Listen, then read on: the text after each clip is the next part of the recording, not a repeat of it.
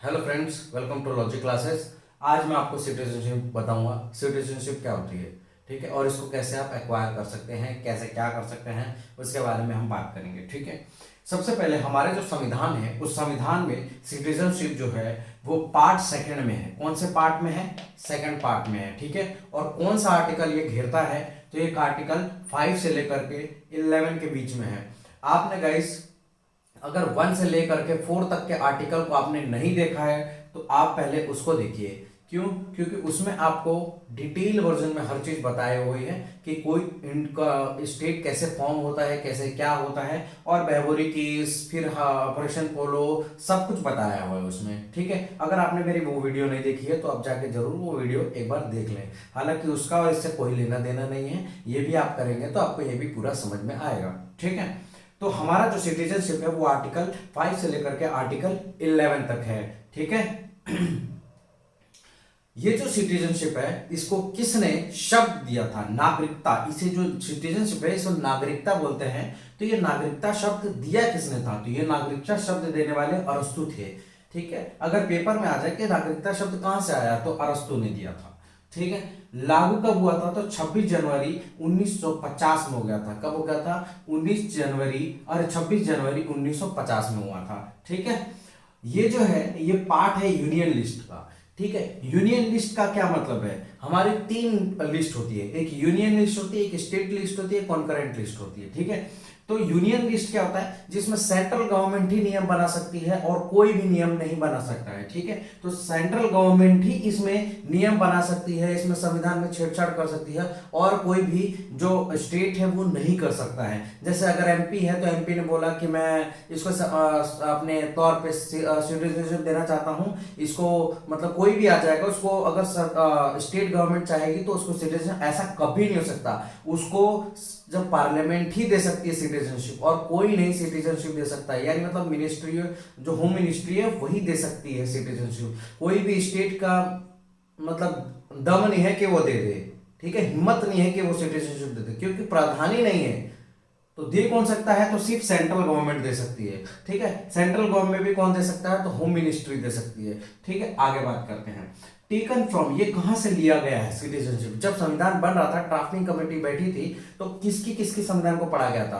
तो ये ब्रिटेन को भी जब संविधान को पढ़ा गया था तो उसमें से नागरिकता को उठा लिया गया था। तो ये कहां से लिया गया है? ये ब्रिटेन से लिया गया है। ठीक है, ये एकल नागरिकता है, एकल नागरिकता है भारत में। यानी मतलब क्या है? एकल नागरिकता पद्धति चलती है। यानी मतलब अगर आपने भारत में कोई नागरिकता ले रखी है तो आपकी जो दूसरे कंट्री की नागरिकता है वो रद्द हो जाएगी, या तो फिर अगर आपने दूसरे कंट्री की नागरिकता ले रखी है और आप अगर भारत की भी नागरिकता कंटिन्यू करना चाहते हैं तो ऐसा कभी नहीं हो सकता। यानी मतलब आपको कोई भी एक नागरिकता लेनी होगी, या तो उस वाले कंट्री की ले लो या तो फिर भारत की ले लो। ठीक है, भारत सिर्फ एक ही नागरिकता को मान्य देगा। अगर आप दो दो कंट्री की नागरिकता ले रहे हो तो भारत कभी भी उसको मान्य नहीं देगा। यानी मतलब आपको सिर्फ भारत के लिए हो तो सिर्फ भारत की ही लेके रखना पड़ेगा, कोई भी अदर कंट्री की नहीं ले। अगर दूसरे की लोगे तो अपने आप भारत की नागरिकता आपकी कैंसिल कर दी जाएगी। ठीक है, पॉइंट नंबर 6 बोलता है कि हम लोग जो नागरिकता है वो कितने तरीके से ले सकते हैं? 5 तरीके से ले सकते हैं। गाइस यहाँ पे थोड़ा सा मिस्टेक होता है, कभी कभार पेपरों में आ जाता है कि 4 कभी मान्य हो जाता है, कभी 5 हो जाता है, लेकिन इसमें मैं बताऊंगा कि इसमें कब आपको कौन सा टिक लगाना है और कौन सा टिक नहीं लगाना है। ठीक है, तो हम लोग कितने तरीके से नागरिकता ले सकते हैं? तो 5 तरीके से हम लोग नागरिकता ले सकते हैं, और 3 तरीके से नागरिकता को छोड़ भी सकते हैं, या फिर हमसे कोई छीन भी सकता है। ठीक है, तो 3 तरीके से हम नागरिकता को त्याग सकते हैं, और ले हम कितने सकते हैं? 5 तरीके से। ठीक है, जो हमारा नागरिकता उसमें संशोधन कितने प्रकार, कौन कौन कर सकता है? तो ये संशोधन भी सेंट्रल गवर्नमेंट करेगी। जैसे मैंने बताया था आपको, यूनियन लिस्ट में आता है तो सेंट्रल गवर्नमेंट ही इसमें संशोधन करेगी, और भी कोई स्टेट गवर्नमेंट नहीं कर सकती है, या फिर कोई और नहीं कर सकता है। सेंट्रल गवर्नमेंट में भी होम मिनिस्ट्री करेगी। ठीक है, होम मिनिस्ट्री ही इसमें संशोधन करेगी। ये क्योंकि होम मिनिस्ट्री को बिल लेके आना पड़ेगा पार्लियामेंट में, और पार्लियामेंट पास करेगी, तब जाके कोई भी चीज सिटीजनशिप में बदलाव होगा। जैसे कि आपने देखा होगा कि सीएए आया था, एनआरसी आया था, तो ये पार्लियामेंट से निकले थे, ना कि किसी एक स्टेट राज्य से निकले थे, क्योंकि स्टेट राज्य के पास प्रावधान ही नहीं है सिटीजनशिप में कुछ छेड़छाड़ करने का। तो सिर्फ कौन कर सकता है? तो सिर्फ सेंट्रल गवर्नमेंट कर सकती है। ठीक है, आगे बात करते हैं कि ये जो आर्टिकल आपने को देख रहे हैं 5 से लेकर के 11 तक का, इसके बारे में थोड़ा सा मैं ब्रीफ कर देता हूं, फिर एक एक करके हम लोग इसके बारे में डिटेल में पढ़ेंगे। ठीक है, आर्टिकल नंबर 5 बोलता है कि हमारी नागरिकता यानी मतलब अगर आप भारत के वासी हो तो आपकी नागरिकता कैसे सिद्ध होगी, वो हमारे को प्रावधान देता है आर्टिकल नंबर 5 में। आर्टिकल नंबर 6 है, क्या बोलता है कि जो पाकिस्तान से आए व्यक्ति हैं, जो पाकिस्तान से 1947 में जो व्यक्ति आ गए थे या 45 में जो व्यक्ति आ गए थे पहले, उनकी नागरिकता के बारे में बता रहा है। ठीक है, जो पहले आ गए थे। और ये क्या है कि कोई अगर आदमी पाकिस्तान, आर्टिकल नंबर 7 बोलता है कि कोई आदमी पाकिस्तान गया और वापस लौट आया, ठीक है, गया और वापस लौट आया, तो उसके लिए नागरिकता कैसे दी जाएगी, उस इंसान को नागरिकता कैसे मिलेगी, उसके बारे में प्रावधान कहां से दिया गया, आर्टिकल नंबर 7 में दिया गया। आर्टिकल नंबर 8 क्या बोलता है कि अगर आप विदेश में रह रहे हो, ठीक है, आपको बहुत समय हो गया वहां पर रहते हुए, लेकिन आप वहां की भी नागरिकता नहीं लिए हो, आप भारत के ही निवासी हो और आप विदेश में जाके रह रहे हो, लेकिन आपको भारत की नागरिकता ही कंटिन्यू करनी है, आपको दूसरे देश की कंटिन्यू नहीं करनी है नागरिकता, या लेनी ही नहीं है मतलब, तो जब नहीं लोगे तो भारत की कंटिन्यू रहेगी, और जब भारत की कंटिन्यू रहेगी तो इसे कैसे कंटिन्यू रहेगी, उसका प्रावधान किसमें दिया गया है, आर्टिकल नंबर 8 में, जो कि हम पढ़ेंगे जब उसमें बताऊंगा कि मैं उसमें कैसे कंटिन्यू रह सकती है। ठीक है, आर्टिकल नंबर 9 क्या बोलता है, डुअल सिटीजनशिप। जैसे मैंने बोला आपको कि दोहरी नागरिकता नहीं ले सकते हैं, तो ये वाले जो आर्टिकल है, 9वां आर्टिकल है, बहुत इंपॉर्टेंट आर्टिकल है। आर्टिकल नंबर 9 पूछा बहुत बार गया है पेपरों में कि डुअल सिटीजनशिप वाला आर्टिकल कौन सा है, तो आर्टिकल नंबर 9, जिसमें बोला गया है कि आप दो नागरिकता, दो कंट्रियों की नागरिकता नहीं ले सकते हो, आपको भारत की लेनी होगी। अगर आप भारत के लिए रखे हो तो अदर की छोड़ो, या तो अदर के लिए रखो तो भारत की छोड़ो नागरिकता। ठीक है, आर्टिकल नंबर 10 बोलता है कि नागरिकता कैसे छीनी जा सकती है, अगर आपने देश विरोधी काम किया तो छीन ली जाएगी। यह आर्टिकल नंबर क्या बोलता है, 10वां में। ठीक है, इसके बारे में भी हम पढ़ेंगे कि छीनने के बाद कैसा होता है, क्या क्या छीन सकते हैं, इसके बारे में। आर्टिकल नंबर 11 बोलता है संशोधन का प्रावधान, यानी मतलब कि आर्टिकल नंबर 11 बोलता है कि सिटीजनशिप में अमेंडमेंट कौन कौन कर सकता है। ठीक है, संविधान में संशोधन कौन कौन कर सकता है और कैसे कर सकता है, उसके बारे में प्रावधान हमारे को दे रखा है आर्टिकल नंबर 11 में। तो मिलते हैं हम लोग इसके बारे में डिटेल वर्जन में। चलिए शुरू करते हैं आर्टिकल नंबर 5 से। आर्टिकल नंबर 5 बोलता है कि हमारी नागरिकता जो है कैसे मिलेगी। तो हमारी नागरिकता जो है तो 3 तरीके से मिल सकती है, यानी मतलब हमें 3 कंडीशन में से कोई भी एक कंडीशन फॉलो कराना पड़ेगा, यानी मतलब 3 में से कोई एक फॉलो करा लीजिए तो आपको नागरिकता अपने आप मिल जाएगी। लेकिन वो 3 कंडीशन कौन कौन सी है उसके बारे में हम लोग पढ़ते हैं। पहला है कि आपका जन्म भारत में हुआ हो। अगर आपका जन्म भारत में हुआ है तो ऑटोमेटिकली आपकी नागरिकता तो मिलनी है, जैसे कि आधार कार्ड ये सब बनने लग जाते हैं। ठीक है, जैसे बच्चा पैदा होता है तो पहले 5 साल का बनता है, फिर उसके बाद धीरे धीरे करके उसका आधार कार्ड बढ़ता रहता है। ठीक है, इस टाइप से तो वो जो अधिकतम नागरिकता मिलती है हमें कागजों पे, वो हमें जन्म के बाद मिलती है। तो अगर आपका जन्म भारत में हुआ है तो आपको ऑटोमेटिकली क्या मिल जाएगी, नागरिकता मिल जाएगी। लेकिन इसका प्रावधान बाद में चेंज किया गया क्योंकि इसका मिसयूज भी हो रहा था। ठीक है, तो बस वो 3 कंडीशन आर्टिकल नंबर 5 में उसका जिक्र आप रखिएगा कि आपका जन्म भारत में हुआ हो तो आप भारत के नागरिक कहलाएंगे। दूसरा है कि 1950 से पहले आपके माता पिता का जन्म भारत में हुआ हो। ठीक है, 1950, हमें पता है कि 26 जनवरी 1950 को भारत का संविधान लागू हुआ था। अगर आपके माता पिता या फिर आपके दादाजी या फिर उसके परदादाजी अगर भारत में 1950 से पहले पैदा हो गए हैं तो पक्का आपकी नागरिकता मिलेगी। बकायदा तब तक कंटिन्यू मिलेगी जब तक आप दूसरे देश की नागरिकता नहीं ले लेते हैं। पता लगा कि आप नागरिकता, आपके दादाजी यहाँ पे हैं और आप नागरिकता कहीं और के लेके बैठे हैं तो अपने आप यहाँ की रद्द हो जाएगी। ठीक है, तो यहाँ की नागरिकता के लिए 1950 से पहले आपके माता पिता का जन्म हुआ होना चाहिए। ठीक है, भारत में 26 जनवरी 1950 को क्या हुआ था, हमारा संविधान लागू हो गया था। तो भारत में 26 जनवरी 1950 के 5 साल पहले रह रहे व्यक्तियों को नागरिकता मिलेगी।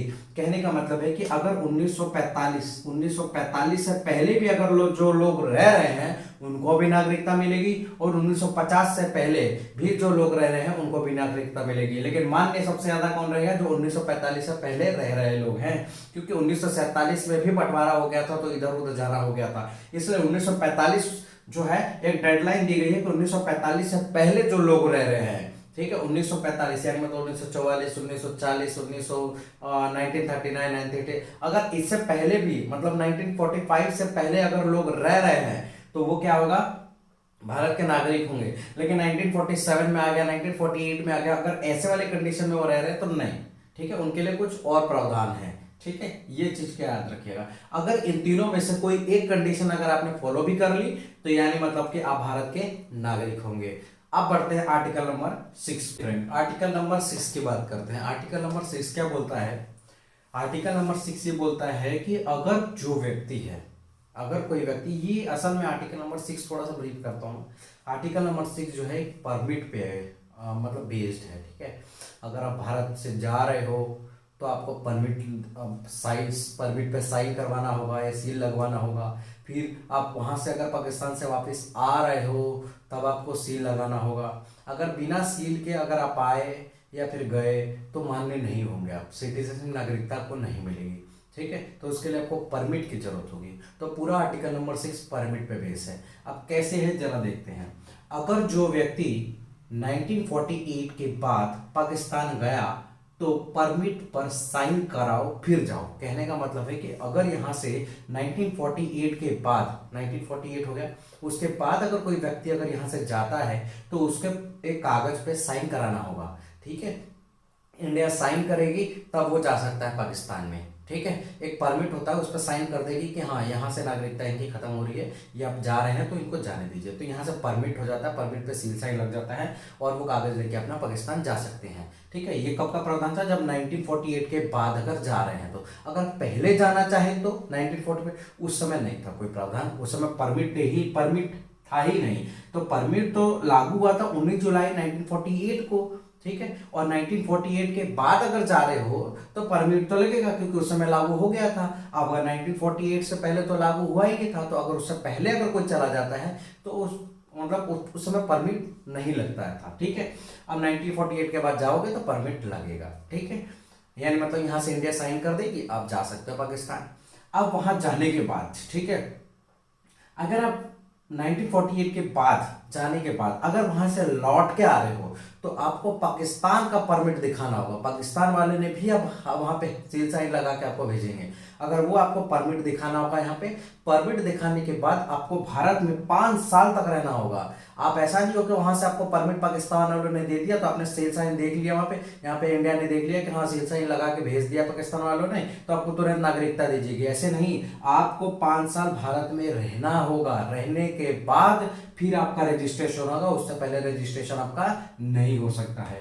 ठीक है, आगे बात करते हैं। अगर जो व्यक्ति 1948 से पहले भारत आ गया हो, उस समय तो लागू ही नहीं हुआ था 1948 से पहले, तो जो भारत में आ गया है तो उसको परमिट की जरूरत ही नहीं है। ऑब्वियस सी बात है, 1948 के बाद ही तो लागू हुआ, 19 जुलाई 1948 को लागू हुआ था।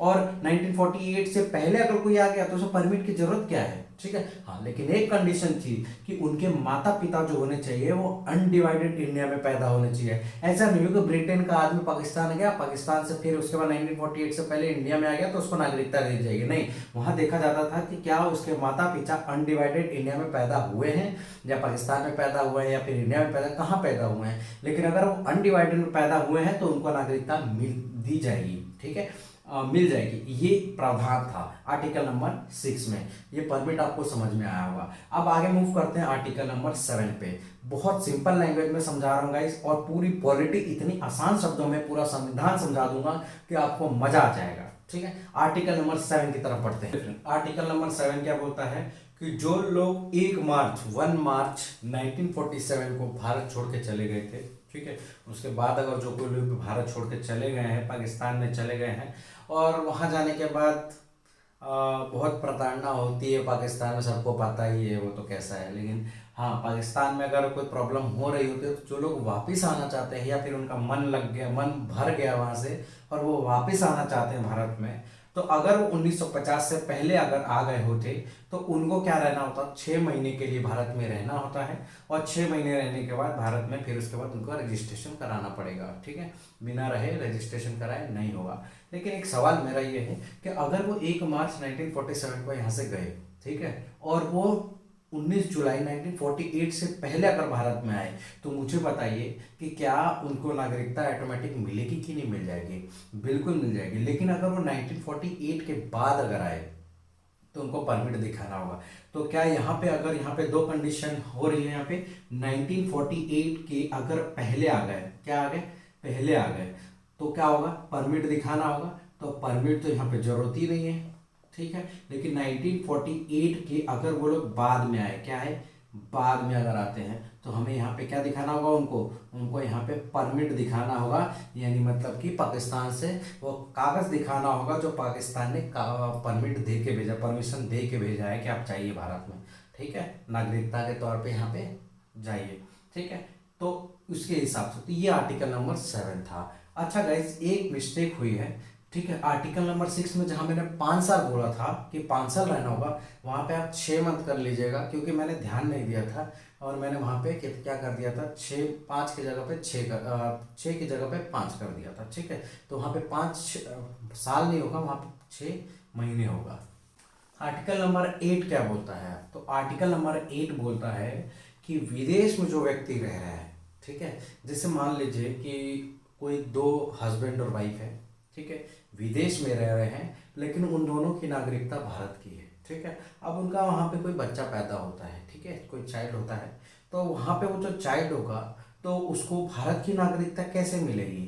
ठीक है, क्या मिलेगी कि नहीं मिलेगी? बिल्कुल मिलेगी, क्योंकि अगर बाहर में, अगर विदेश में कोई बच्चा पैदा हो रहा है, अगर उनके माता पिता अगर वो भारतीय हैं, तो उनका जो बच्चा होगा उनको भी भारत की क्या मिलेगी? नागरिकता मिलेगी। लेकिन एक कंडीशन है कि आपको हर साल जा करके वहां पे, कभी कभार 6 महीने में पहले था, अब तो साल हो गया है, तो हर साल जा करके आपको रजिस्ट्रेशन कराना होगा कि हाँ, हम भारत के ही एक नागरिक हैं। आपने देखा होगा एमबेसी बनी हुई है, तो आप कंटिन्यू कैसे रख सकते हैं? अगर आप विदेश में हैं और आप वहां से नहीं आ रहे हैं यहाँ पे, लेकिन फिर भी आप भारत की नागरिकता को कंटिन्यू रखना चाह रहे हैं, तो आपको वहां पे एम्बेसी पे जा करके रजिस्टर कराना होगा अपने आप को, ठीक है, कि हम यहाँ पे भारत के नागरिक के हिसाब से रह रहे हैं, ठीक है। विदेशों में भी भारत के नागरिक के हिसाब से रह रहे हैं, विदेशों की नागरिकता हमने नहीं ली है, वहां पे आपको एम्बेसी में जाकर रजिस्टर कराना होगा, ठीक है। अब मूव करते हैं आर्टिकल नंबर 9 की तरफ। चलिए फ्रेंड्स, आर्टिकल नंबर 9 बोलता है कि आप डुअल सिटीजनशिप क्या कर सकते हैं? नहीं रख सकते हैं। आप किसी भी एक कंट्री का सिटीजनशिप अगर रखे हैं तो आप भारत का सिटीजनशिप नहीं रख सकते हैं, यानी मतलब आप दो सिटीजनशिप, दो नागरिकता नहीं रख सकते हैं, ठीक है। आए यहाँ तक समझ में? हेलो गाइस, यहाँ पे आर्टिकल नंबर 10 क्या बोलता है कि आपकी नागरिकता कौन कौन छीन सकता है, ठीक है, उसके बारे में बात करते हैं। तो अगर नागरिकता आपकी तभी छीनी जाएगी जब आपने देश के विरुद्ध काम किया है, ठीक है, देश के विरुद्ध, यानी मतलब कि देश विरोधी काम किया है आपने, तभी आपकी नागरिकता छीनी जाएगी। और ये छीनेगा कौन? तो ये आपका पार्लियामेंट छीनेगा, ठीक है। और दूसरा क्या है, टेम्पोररी कौन छीनता है? तो प्रेसिडेंट छीन सकता है, ठीक है। तो इसमें छीनने पे क्या आपको देश से बाहर कर दिया जाएगा कि नहीं आप देश के नागरिक ही नहीं होते, यहाँ पे देश में रह के क्या करोगे? नहीं, ऐसा नहीं होता है। आपकी सारी जो राइट्स रहते हैं वो सारे के सारे आपको छीन लिए जाते हैं, ठीक है। मान लीजिए कि आप कैसे छीना जा सकता है? जैसे कि अगर देश विरोधी काम करेंगे तो ऐसा नहीं है कि आपको देश से बाहर कर देंगे, वो आपको आपकी मतलब क्या बोले कि मेन जो राइट्स होते हैं, आपके हक जो होंगे वो छीन लिए जाएंगे। जैसे कि आप राइट टू स्पीक और right to move here and, जैसे कि आप मानते हैं जेल में जो रहते हैं, जेल जो कैदी रहते हैं, तो क्या उनकी नागरिकता है? हाँ, उनकी नागरिकता तो है, लेकिन उनकी नागरिकता जो है वो क्या है? टेम्पोररी छीनी गई है, राष्ट्रपति के द्वारा छीनी की जाती है, ठीक है। और फिर क्या होता है, जुडिशरी वाले भी छीनते हैं। जैसे कि अगर मान लीजिए कोई जेल में कैद है तो उसकी नागरिकता, वो बोलेगा कि नहीं मैं देश का नागरिक हूँ तो सारे राइट्स मुझे चाहिए, ये चाहिए। भैया आप नागरिक हो, लेकिन आपने जो काम किए हैं वो देश के विरुद्ध काम किया है, इसकी वजह से आपको नागरिकता नहीं मिल सकती है, ठीक है। यानी मतलब आपके सारे राइट्स छीन लिए जाते हैं, आपको एक बंदिश में बांध लिया जाता है, ठीक है। उस टाइप से देश से बाहर करने वाला प्रावधान इसमें नहीं है, ठीक है। अगर आपकी नागरिकता नहीं है तो यानी मतलब कि आपके सारे राइट्स खत्म कर दिए गए, जो सरकारी पॉलिसी जो भी आती है वो सारे के सारे आपको नहीं मिलेंगे, ठीक है। आया समझ में? तो हमारा ये काम कौन करता है? पार्लियामेंट करती है। और टेम्पोररी तौर पे कौन छीन सकता है? तो राष्ट्रपति छीनता है। जैसे कि अगर मान लीजिए कि आपातकालीन सिचुएशन आ गई, जैसे कि कोरोना आया था, तो उसमें आप बाहर जा रहे थे, तो आप क्या बोलोगे कि मैं देश का नागरिक हूं, तो सारे राइट्स मुझे मिले, मेरे सारे फंडामेंटल राइट्स मेरे ऊपर काम कर रहे हैं, सारा नागरिकता कानून, जैसे कि मैं हर जगह बोल सकता हूँ, घूम सकता हूँ, फिर सकता हूँ, ये सारे राइट्स है मेरे पास क्योंकि मेरे पास नागरिक है। नहीं, उस समय आपकी जो सिटीजनशिप है वो रद्द कर दी गई थी। ठीक है, आप अगर बाहर जाके बोलते तो आपको लठ पढ़ने ही पढ़ने हैं। ठीक है, क्योंकि उस समय आपके जो सिटीजनशिप वो टेम्पोररी छीन ली गई थी, किसके द्वारा? राष्ट्रपति के द्वारा। यानी मतलब जहाँ पे प्रेसिडेंट रूल लगता है, धारा 356 लगती है, वहां पे समझ लीजिए कि आपका सिटीजनशिप कोई काम नहीं आता है। मतलब आप भारत के नागरिक होंगे लेकिन उस समय नहीं होंगे, टेम्पोररी छीन लिया जाता है। ठीक है, मतलब उस समय आप सारे राइट्स नहीं दिखा पाएंगे। ठीक है, क्योंकि हमारे जो ड्राफ्टिंग कमेटी बनी थी तो उसने बोला था कि अगर आप भारत के नागरिक हो तो आपको सारे राइट्स मिलेंगे, और आप यहाँ पे टेम्पोररी आपका छीन लिया गया तो भारत के नागरिक ही नहीं, और जब भारत के नागरिक नहीं हो यानी मतलब आपके सारे राइट्स नहीं हो रहे, इसके वजह से। आए समझ में? अब बात करते हैं आर्टिकल नंबर 11 की तरफ। आर्टिकल नंबर 11 बोलता है कि सिटीजनशिप, जो हमारा संविधान है, ठीक है, वो बोलता है कि जो भी आपकी नागरिकता है, उस नागरिकता में जो आपके नागरिकता के जितने भी कानून हैं, उस कानूनों में सिर्फ संशोधन जो कर सकता है वो पार्लियामेंट कर सकती है, और कोई भी नहीं कर सकता है। जैसे अगर राष्ट्रपति चाहेगा तो कर लेगा, नहीं, सिर्फ आपको क्या करना पड़ेगा? पार्लियामेंट ही करवाना, पार्लियामेंट के जितने भी हैं उन वही कर सकते हैं। ठीक है, अब ये जो मेजोरिटी वाला जो आएगा चैप्टर, उसमें मैं बताऊंगा कि कौन सी मेजोरिटी कब लगेगी। ठीक है, तो पार्लियामेंट ही क्या कर सकती है? संशोधन कर सकती है, और कोई भी नहीं कर सकता है। ठीक है, तो यहाँ पे गाइस हमने सिटीजनशिप के सारे आर्टिकल पढ़ लिए हैं। अब हम लोग पढ़ने वाले हैं सिटीजनशिप अमेंडमेंट एक्ट, सारे अमेंडमेंट जो सिटीजनशिप में हुए हैं 1955 में, वो हम लोग पढ़ने वाले हैं। चलिए देखते हैं उसको क्या है। तो हम लोग सिटीजनशिप अमेंडमेंट एक्ट 1955 1955, भारत का नागरिकता अधिनियम जो आया था 1955 में, उसकी बात करते हैं। यह अधिनियम क्या होता है कि एक पहला कानून जो होता है नागरिकता का, वो आया था 1955 में। ठीक है, याद रखना। ठीक है, पहला कानून कब आया था? तो 1955 में आया था, ये याद रखना। ठीक है, पहला कानून 1955 में ही रहा। ठीक, अब बात करते हैं ये कानून जो आया था, ये कानून क्या बोल रहा था? ये कानून बोलता है कि आपको भारत में नागरिकता कितने तरीके से मिल सकती है। ठीक है, उसके बारे में देखा गया, और उसमें जो जो गलतियां थी उसको सुधारा भी गया। ठीक है, तो वो भी 1955 में ही हुआ। ठीक है, नया कानून जो आया थे सिटीजनशिप के लिए वो भी बने, और फिर उसके बाद उसमें सुधार भी किया गया। ठीक है, अब देखो कैसे किया गया।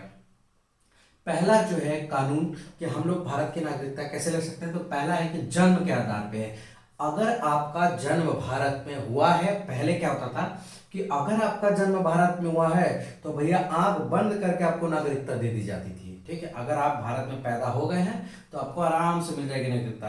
इसी फायदा उठाते हुए जो ब्रिटिशर्स थे या फिर जो टूरिस्ट थे, उनका अगर यहाँ पे आया बच्चा और पैदा हो गया तो यानी मतलब उसको भारत की नागरिकता मिल गई हो जाती है। ठीक है, या फिर देखा होगा पाकिस्तान के लोग थे क्या करते थे? पाकिस्तान के लोग क्या करते थे कि वहां से आकर के यहाँ पे बच्चा पैदा कर लिया, यहाँ पे खूब जनसंख्या बढ़ा रहे, टेररिस्ट का पनप रहा है, इस टाइप से।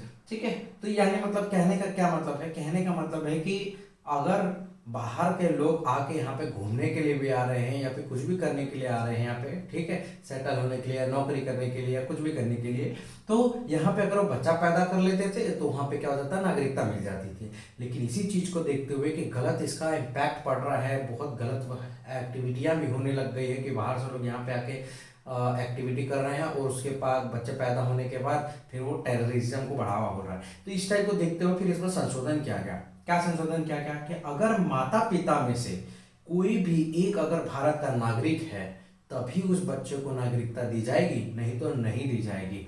ठीक है, ये संशोधन हुआ था 1986 में। तो आप क्या करते हैं, आप क्या करते हैं टेररिज्म कि भारत में आने के बाद वो किसी हिंदू लड़के से शादी कर लेते हैं, और जो बच्चा पैदा होता है तो उस बच्चे को अपने आप नागरिकता मिल जाती है। ठीक है, अभी भी इसमें संशोधन होने की जरूरत है। ठीक है, क्योंकि अगर भारत की नागरिकता उस बच्चे को मिल जाएगी तो ऑब्वियस सी बात है टेररिज्म तो वैसे ही बढ़ेगा। ठीक है, तो यहाँ पे ये चीज हो रहा है। तो माता पिता में से कोई भी अगर भारत का नागरिक है तो उस बच्चे को नागरिकता आराम से दी जाएगी। ठीक है, ये 1986 में संशोधन करके डाल दिया गया था।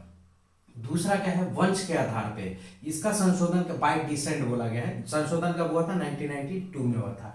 तो इसमें क्या होता था कि इसमें बोला था कि अगर बच्चा को अगर भारत की नागरिकता चाहिए, ठीक है, अगर बच्चा पैदा भी हुआ है या फिर बच्चा अगर कहीं पे भी रह रहा है, अगर उसको भारत की नागरिकता चाहिए तो यानी मतलब उसको पिता का वंश अनिवार्य है। यानी मतलब कि पहले बोला जाता था कि माँ का हो ना हो, लेकिन पिता का 110% भारत की नागरिकता होनी चाहिए, उनका वंश यहाँ पे स्थापना होना चाहिए। अगर वो उनका वंश शुरू से चलता हुआ आ रहा है तो उस लड़के को यहाँ पे नागरिकता मिल जाएगी, ठीक है। तो वंश के आधार पे भी नागरिकता दे दी जाती थी। इसका भी बहुत गलत इम्पैक्ट पड़ता था, इसलिए क्या किया गया कि माता या पिता में से किसी का भी अगर वंश यहाँ पे चल रहा होता है, ठीक है, तो नागरिकता मिल जाती है। मान लेते हैं जैसे कि मान लीजिए कि यहाँ पे माता का वंश चल रहा है यहाँ पे, ठीक है, और उसके बाद माता का वंश चल रहा है और पिता है ही नहीं, मतलब ठीक है, डेथ कर गए हैं या फिर है वो बाहर के हैं, ठीक है, तो माता का वंश चल रहा है, तो यानी मतलब उस लड़के को नागरिकता मिलेगी ही नहीं।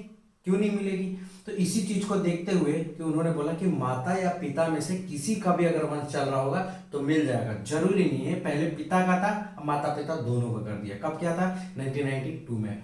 अब आते हैं बाय रजिस्ट्रेशन। रजिस्ट्रेशन क्या बोलता है कि ये जो सिटीजनशिप है ये बोलता है कि आप जो है रजिस्ट्रेशन करा सकते हैं। मान लेते हैं कि आप भारत में आए घूमने के लिए, ताजमहल वाजमहल घूमने के लिए आए, आपको बहुत अच्छा लगने लग गया ताजमहल, ग्वालियर फोर्ट घूमने के लिए बहुत अच्छा लग गया।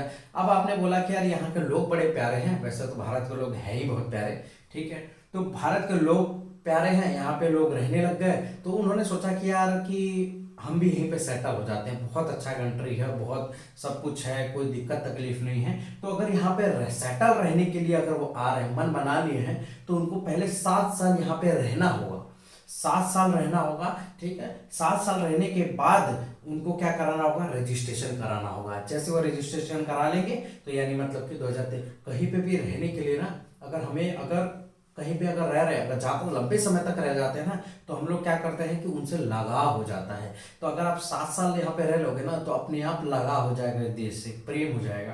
तो इसीलिए 7 साल, पहले 6 महीने था, अब कितना कर दिया गया है? 7 साल कर दिया गया। याद रखना, पहले कितना? 6 महीने था, अब कितना हो गया? 7 साल हो गया, ठीक है। फिर रजिस्ट्रेशन करवाएंगे, फिर रजिस्ट्रेशन हो जाएगा, फिर आप उसके सिटीजनशिप बन जाएंगे भारत के।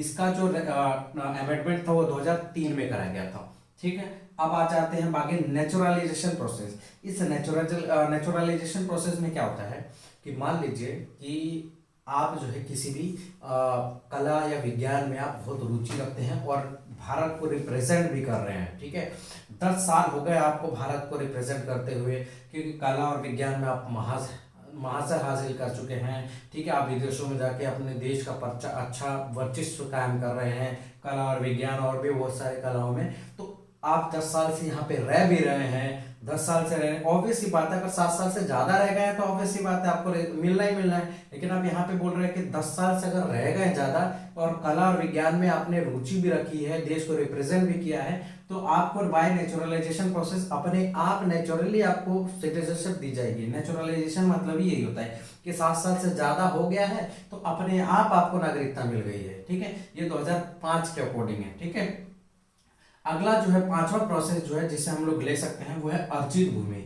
अब मान लीजिए कि अगर जो है पाकिस्तान ऑक्युपाइड कश्मीर है, पीओके, अब इंडिया क्या करेगा? इंडिया पाकिस्तान वालों को जाकर के पाकिस्तान के जो पीओके है उस पर अगर कब्जा कर लेता है तो वहां के लोग क्या करेंगे? वहां के लोग कहाँ जाएंगे? तो वहां के लोगों को भारत अपने आप नागरिकता दे देगा, जैसे सिक्किम में हुआ था, ठीक है। सिक्किम में आपको पता है सिक्किम में कैसे हुआ था? 1976 में सिक्किम भारत का राज्य बन गया था, ठीक है। शायद 35वां संविधान संशोधन में 22वां राज्य बना था सिक्किम भारत का। तो जो सिक्किम जब भारत का अपने आप राज्य बन गया था तो सारी नागरिकता जो थी वहां के लोगों को वो अपने आप मिल गई थी भारत की, ठीक है, क्योंकि भारत में जुड़ गया तो भारत की नागरिकता अपने आप मिल गई लोगों को। तो अगर अर्जित भूमि भी है तो भारत ने कहीं पे कब्जा कर रखा है तो अपने आप वहां के लोगों को नागरिकता मिल जाएगी भारत की, ठीक है, उन्हें कुछ करने की जरूरत नहीं है। तो ये हमारा था सिटीजन अमेंडमेंट एक्ट, ठीक है, या फिर भारत अधिनियम एक्ट 1955, जिसमें भारत का पहला कानून आया था, यही सब कानून आया था। अब अगला जो हम लोग पढ़ने वाले हैं कि हम लोग कानून को, हम लोग नागरिकता को कितने प्रकार से त्याग सकते हैं, ठीक है। तो वो हमने बताया है 3 प्रकार से त्याग सकते हैं। आइए देखते हैं फ्रेंड्स। हमने बोला कि 3 तरीके से हम लोग क्या कर सकते हैं, नागरिकता को हम लोग त्याग सकते हैं। या फिर हटा सकते हैं। कैसे हटा सकते हैं? सबसे पहले हम लोग खुद से अगर हटा दें तो उसको बोलते हैं रिनंसिएशन। मतलब मान के चलो कि मैंने अमेरिका का सिटीजनशिप ले लिया है। क्या ले लिया है?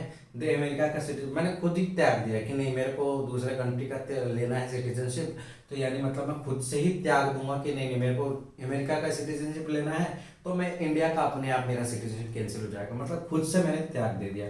दूसरा क्या है? टर्मिनेशन। टर्मिनेशन यानी मतलब कि मान लीजिए कि मैं ब्रिटेन गया, ठीक है, और मैं आया ही नहीं, मुझे 7 साल हो गए, अगर 7 साल से ज्यादा अगर मैं वहां रह लेता हूं तो यानी मतलब कि मेरा अपने आप सिटीजनशिप कैंसिल हो जाता है। यानी मतलब टाइम लिमिट हद से ज्यादा अगर वहां रह लेता हूं तो यानी मतलब कि अगर मैं देश से भाग गए हैं, यानी मतलब जैसे विजय माल्या है, तो विजय माल्या अगर देश से बाहर भाग गया है, वो भारत में आ ही नहीं रहा है, तो उसकी सिटीजनशिप तो ऑलरेडी कैंसिल हो गई है। ठीक है, तो देश से अगर भाग गया है यानी मतलब बाहर गया हुआ है या और आया ही नहीं लौट करके, हो गए 7 साल 10 साल 20 साल हो गए, लाया ही नहीं, तो उसकी नागरिकता जो है अपने आप ही क्या हो जाती है? रद्द हो जाती है। यानी मतलब उसका आधार कार्ड पैन कार्ड सब कोई काम का नहीं है। ठीक है, अगला है डेप्रीसिएशन। डेप्रीविएशन यानी मतलब होता है कि सेंट्रल गवर्नमेंट जो है आपकी नागरिकता रद्द कर सकती है, खत्म कर सकती है। कैसे? जब आपने क्या किया हो? देश विरोधी काम किया हो। क्या किया हो? देश विरोधी काम किया हो, तभी आपकी नागरिकता जो है वो क्या हो जाएगी? खत्म कर सकती है सेंट्रल गवर्नमेंट। ठीक है, यानी मतलब कि पार्लियामेंट कौन कर सकता है? तो पार्लियामेंट आया सब में, आपके पार्लियामेंट जो है वो क्या कर सकती है? तो आपकी नागरिकता जो है खत्म कर सकती है। उसको क्या बोलते हैं? डेप्रीविएशन बोलते हैं। देश से अगर बाहर गया और लौट के आए ही नहीं, वहीं रह गए, तो यानी मतलब टर्मिनेशन, टर्मिनेट कर दिया गया है। और रिनंसिएशन यानी मतलब कि अपनी स्वयं इच्छा से हमने त्याग दे दिया है। तो ये था हमारा सिटीजनशिप कंप्लीट, इससे बाहर कुछ भी नहीं आएगा। ठीक है गाइस, और एक और चीज बताना चाहता हूं मैं कि संविधान संशोधन 2015 में भी हुआ था और 2019 में भी हुआ था। ठीक है, 2019 में भी, जिसमें सीए वाला आया था। ठीक है, 2015 और 2019, तो टोटल अभी तक कितने संविधान संशोधन हो चुके हैं नागरिकता में? तो टोटल हमारे जो नागरिकता में हो गए हैं वो हमारे टोटल 6 हो गए हैं। कितने हो गए हैं? 6 हो गए। देख लेते हैं, एक होता है कौन कौन सा हुआ था? एक हो गया था हमारा कौन सा? 1996 में हुआ था। ठीक है, 1996 में हुआ था। एक हो गया था 2003 में हो गया था, और एक हमारा 2005 में हो गया था। ठीक है, और एक जो हो गया था हमारा 1992 में हुआ था, सॉरी 1992 में, और यहाँ पे एक जो हुआ था 1986 में हुआ था। ठीक है, और 2005 में, फिर 2015 में हुआ था, और एक जो हुआ था 2019 में हुआ था। गाइस कितना होगा? 1 2 3 4 5 6, तो टोटल कितने तरीके से हो गया था? अमेंडमेंट संशोधन हो गया है। टोटल 6 संविधान संशोधन हो चुके हैं। ठीक है, तो ये चीज याद रखना, 1986 में, 1992 में, फिर 2003 में, 2003 था यहाँ पे, 2003 है। ठीक है, 2003 में हुआ था, फिर 2005 में, फिर 2015 में, 2019 में हो गया था। ठीक है, तो आई होप गाइस आपको सिटीजनशिप का पूरा डिटेल वर्जन मिल चुका होगा। इससे बाहर आपको कुछ नहीं जा रहा है। आप टेस्ट लगाइएगा, ठीक है, इसमें से ही बैठेगा। और मेरे वीडियोस को अभी तक आपने सब्सक्राइब नहीं किया तो सब्सक्राइब कर लें, क्योंकि मैं पूरा का पूरा जीके पोर्शन ऐसे ही सिंपल लैंग्वेज पूरा कवर कराने वाला हूँ गाइस। तो यही आपके लिए बहुत अच्छा ऑप्शन है, क्योंकि इतने सिंपल लैंग्वेज में कोई भी यूट्यूब पे नहीं पढ़ा रहा है। ठीक है, और मैं हर एक चीज लिख के दे रहा हूँ। अगर आप इसका स्क्रीनशॉट ले लेंगे और पीडीएफ बना लेंगे तो मोर देन इनफ है। ठीक है गाइस, तो मिलते हैं अगले वीडियोस में, जिसमें मैं आपको फंडामेंटल राइट्स के बारे में बताऊंगा। ठीक है, जय हिंद जय भारत।